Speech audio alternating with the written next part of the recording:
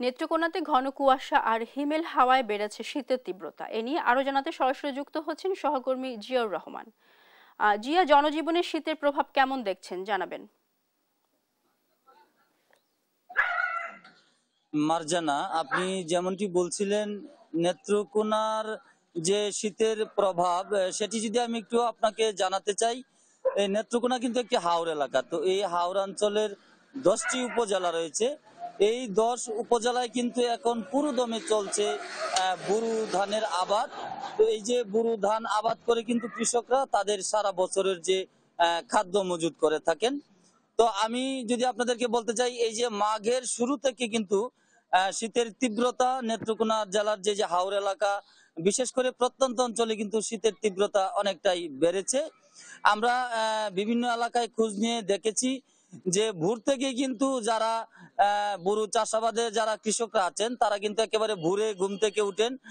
আর ওই সময়টাতে কিন্তু যে তীব্র কুয়াশা এবং হিমেল হাওয়ার কারণে তারা কিন্তু প্রচন্ড কনকনে ঠান্ডা তারা অনুভব করেন।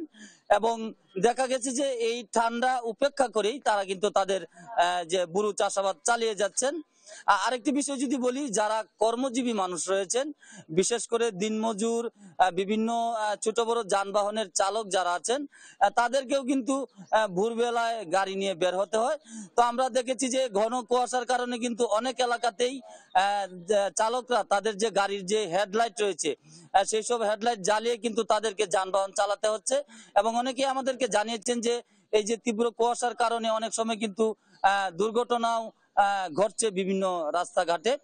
আমি খোঁজ নিয়েছিলাম নেত্রকোনা জেলার যে আধুনিক সদর হাসপাতাল রয়েছে এবং বিভিন্ন উপজেলার স্বাস্থ্য কমপ্লেক্স গুলো রয়েছে।